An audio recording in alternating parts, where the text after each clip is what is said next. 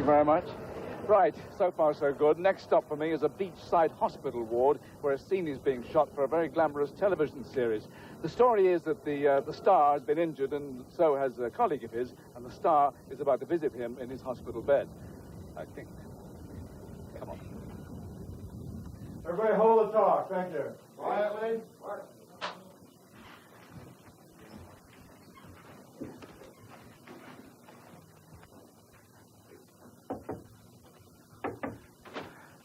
Gentlemen, I have permission to interrupt this moving moment. What the hell is that? I've always wanted to be part of the Baywatch scene, and the only way I could swing it was to get on a plane and fly from England with a book that says, David Hasselhoff's This Is Your Life. Don't open it yet. What is this? It's true. We have a studio just a few strokes away from here, full of people that you know and love, and a story to tell. What is going on? We'll tell the story, so you've done your work for the day, in fact. Well, yeah. Thank you. Right. That's it? It's a short show. Walk this way, sir. Okay. Okay, you coming? You game? Coming with you? Yes. Thank you. The way I'm dressed for you.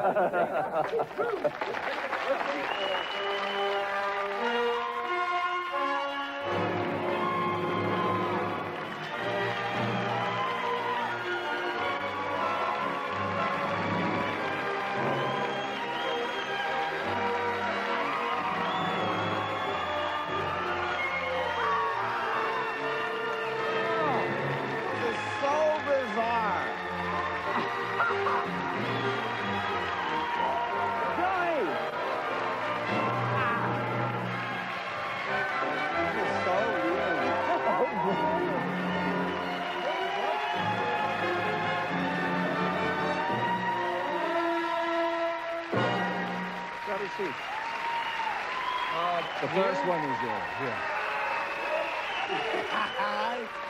What's in here? Here? Yeah, absolutely. Now, welcome here, as you've seen, from the whole Hasselhoff family. Baywatch, as you may know, is seen in over 70 countries, and it's certainly one of Hollywood's most popular exports to Britain. The Californian sun shines in our gloomy winter evenings like this. I'll be ready, I'll be ready, you go, don't you fear, I'll be ready. It's a good choice. What time is Hobie coming home? Hobie is spending the night at a friend's house. Oh, I should have known.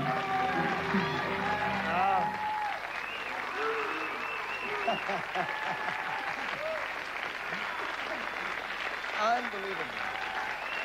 Well,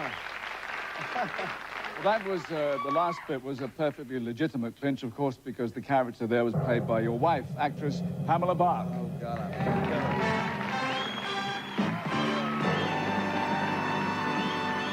You got me so good. Oh. I had no idea. Oh. I guess we sit here? Yeah. I don't know. And Pamela's not alone. More of your Baywatch team are here. Pamela Anderson, Alexandra Paul, and Jeremy Jackson.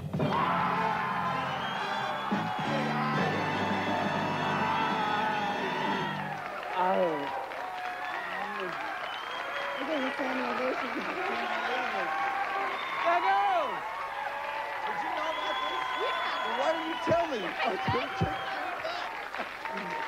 Why not? Unbelievable.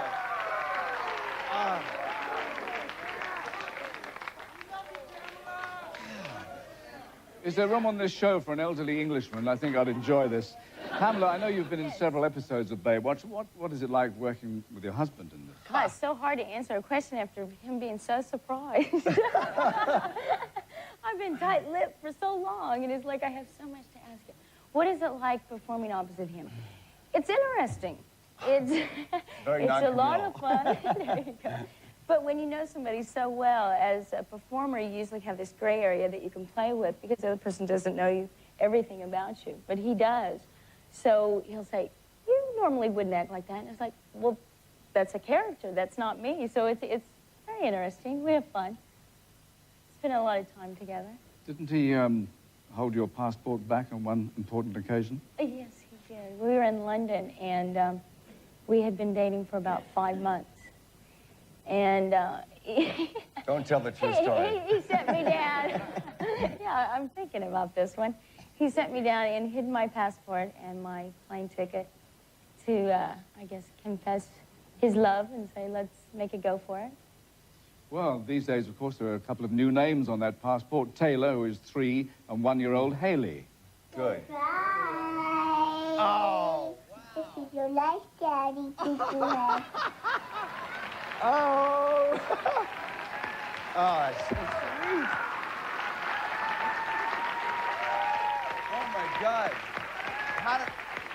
I did that. Well, David Michael Hasselhoff, this is your life, and here's you, just a few weeks ago, practicing a fast crawl. You were born on July the 17th, 1952, in Baltimore, Maryland, second child and only son of Joe and Dolores. Joe, your job in sales meant that you and the family moved to Jacksonville in Florida, and that's where young David first showed an interest in directing.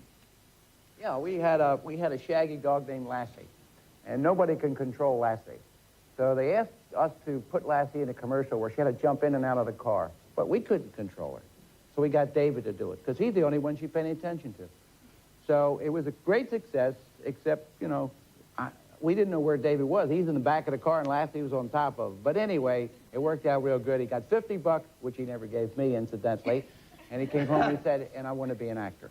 So that's how it started. Not always with animals. Yeah. You're 10 when you get your first chance to go on stage at the Little Theatre Jacksonville. Rumpelstiltskin was the show, and you played the Major Domo. Dolores, was he thrilled about that? He did great, but all the kids teased him about it, so he said he wasn't going to do it anymore. Because of the makeup. That's the truth. Gave you a tough time, did they? Well, you take up the guitar when the family moves again, this time to Atlanta, Georgia. It was the start of a lifelong enthusiasm for music and song and laid the foundations for a second career, David Hasselhoff pop star. Your album, Looking for Freedom, was #1 in Germany when the Berlin Wall came down in 1989. You performed it in front of 500,000 people. A friend shot this home movie.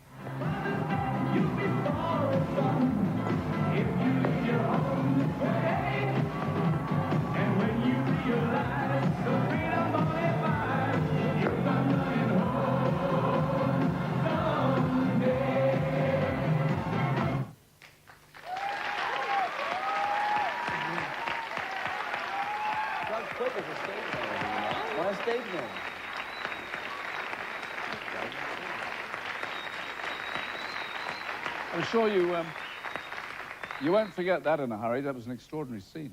No, it was probably the most amazing experience of my life. And I was also very cold that evening because it was very strange because I was 2 below zero and I sang. And the next day, I was actually in the water in Malibu, under the Malibu Pier, doing Baywatch, going, "You're not going to believe what happened. It was awesome." Yeah. Well, going back a few years, in those guitar-plucking school days in Atlanta, not only was your musical talent growing, you were. At the age of 17, you were already 6 feet 4 inches. Yes, and you were the tallest boy on the school basketball team. Your old basketball coach, Jerry Wilcox. Jerry Wilcox.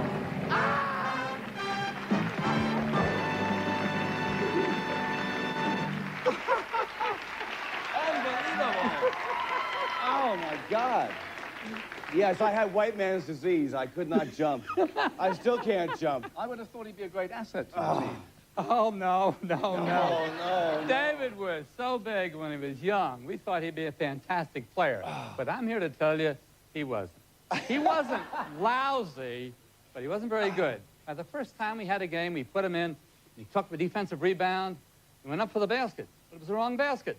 5 times he shot at the wrong basket. Never made it. We convinced him his was down there someplace. Anyway, you were such a great kid, and maybe not a good basketball player, but a great kid. Never make the Basketball Hall of Fame, but you make fame on your own. Unbelievable that you're here. Thank you, Jerry Wilcox. Unbelievable. Thank you. Wow.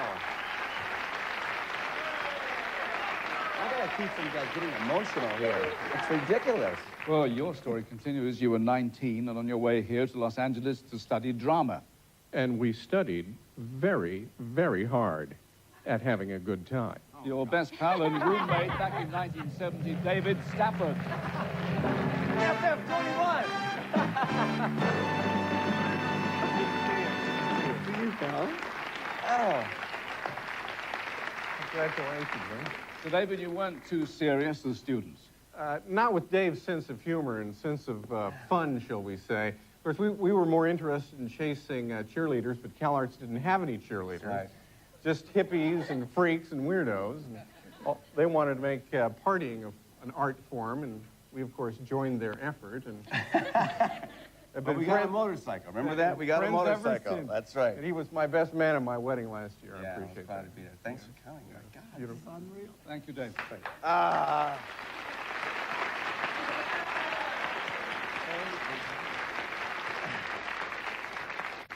You're just 21 when you leave the college, and your first role was where I started tonight at Marina del Rey.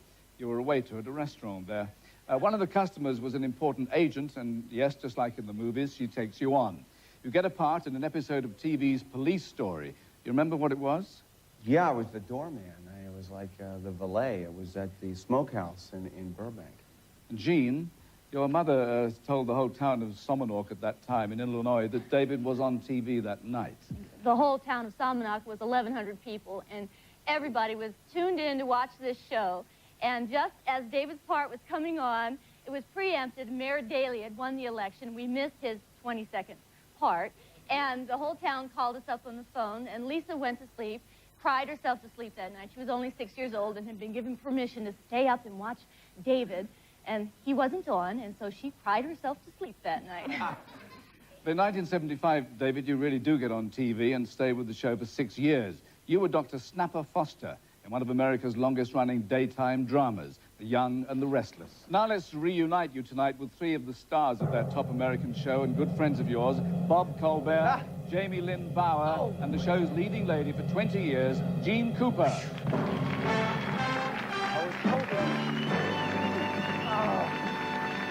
Daddy-o, Jamie. Oh. Mr. Brooks, I will not buy her furniture. Oh, you guys. More reminiscing later. I want to say one thing about Jeannie Cooper. Jeannie Cooper took me under her wing when I replaced William Gray Espy, who was the #1 star in daytime, and I did not know my you-know-what from third base. And she took me to her house, and she gave me personal acting lessons. And with her, I overcame my fear and learned to believe in myself. And because of her, I went on to a few good things. But thank you, Jeannie. I always wanted to say it. Yeah. I'm good, sir. Thank you for coming. Bobby.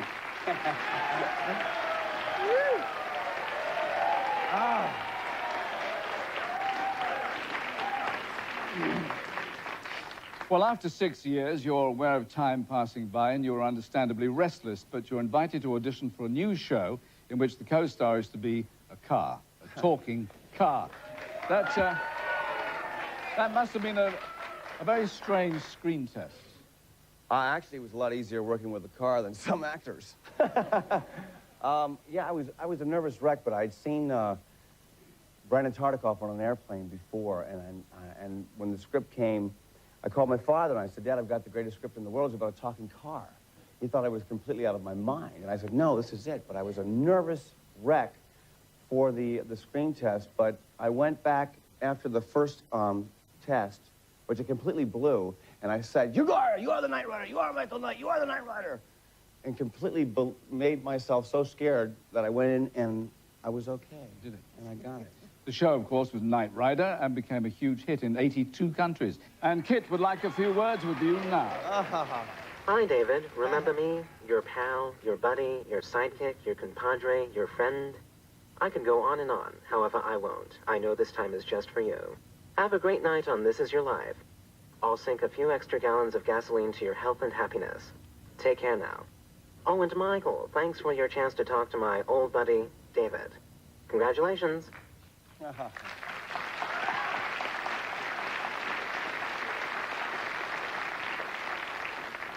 Cars don't age. That's not correct. That's true. My car's Japanese. I can't understand a word it says. Anyway, in your 4-year spin in Knight Rider, you also had some long-running human co-stars. And here tonight, Edward Mulhare, Peter Paris, and Patricia McPherson. Edward!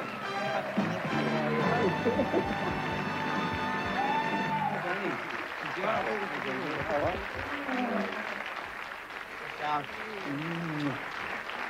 you guys. Please! The first time we've been together since '86. Yeah. Edward, you, of course, played his boss. Yes, I played Dylan. Yes. Happy days? Yes, it was great fun. As a matter of fact, it was one of the highlights of my professional life. It's like Baywatch, you know, you form an alliance and a family with people and something that lasts forever. Well, we'll have a little celebration after this so you can talk about the old days. Thank you very much. Thank you. Thank you. Something like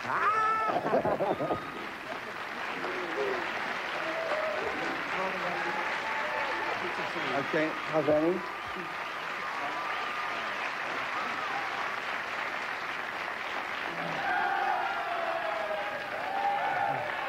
Well, Knight Rider was garaged for the last time in 1986, and for you, the road ahead looked uncertain. New acting roles were hard to find, so you turned again to music, and you went on the road with a rock band. Yeah. And you went to Europe quite a lot. What did you call the group? It was called David Hasselhoff and the Night Rockers. Yes. That took you to Europe, of course. Yeah, we took the kit car to Europe, and now it's turned into 4 million records and 4 platinum albums, and we're coming to the UK with our music, and I've got some really good producers in America, Bruce Swedeen and Renee Moore, who work with Michael Jackson. So it all, you know, it never give up, never give up. Well, indeed, since then, you have recorded 4 albums, going gold and platinum with Everybody's Sunshine, and here's your latest, If Only I Could Say Goodbye. If I could only say goodbye.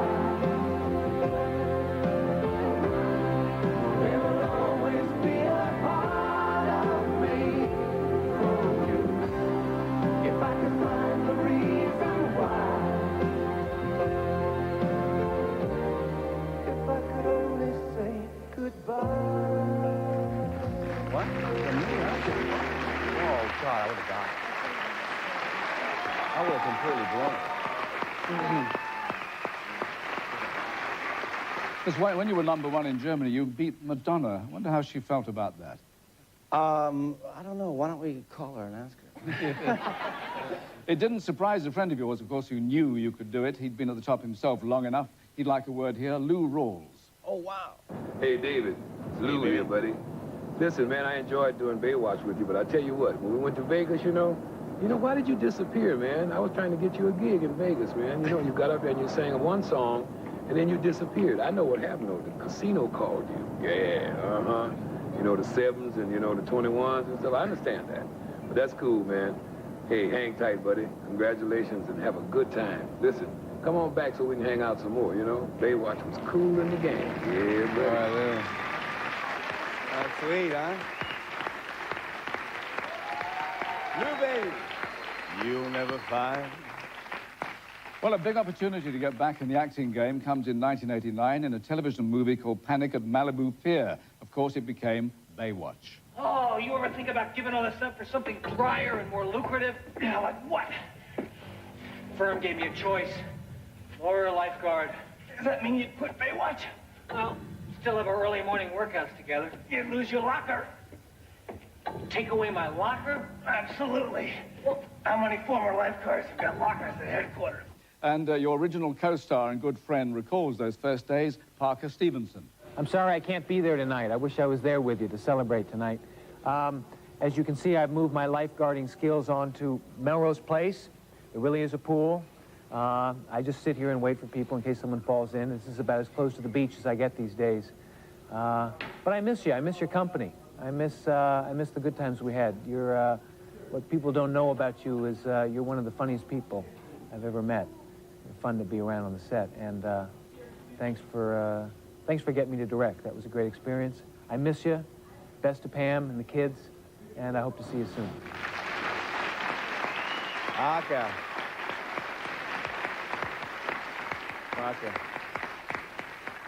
Well, Baywatch is, in fact, the brainchild of a real lifeguard here in Los Angeles.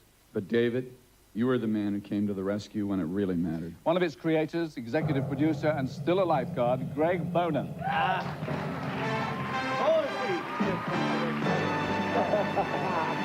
Unbelievable. Hey, see this jacket? He got this from wardrobe.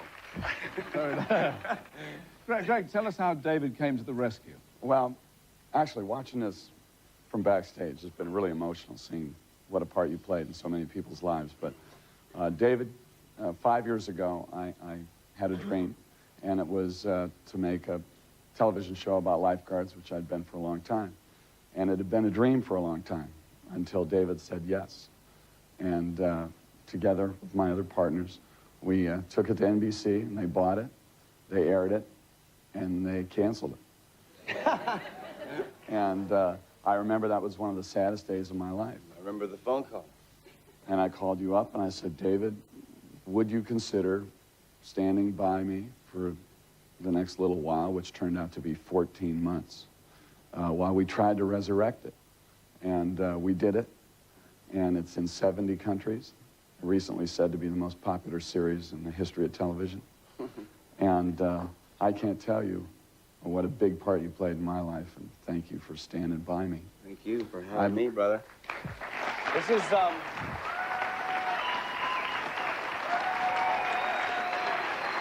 this is the real Baywatch. This is the real lifeguard. This is the man that invented the show, and this is the man who actually saved a boy's life while we were making Baywatch. So if we make a lot of money and we're in 73 countries, it doesn't matter. We save one boy's life, and it's because of him. Gregory Bonan. Thank you. Maybe.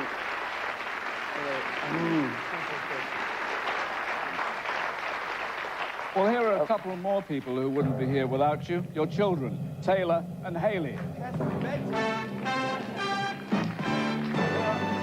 Ian, come here, you. Wave to everybody, wave to everybody. Say hi. Are you sleeping? David Hasselhoff, this is your life.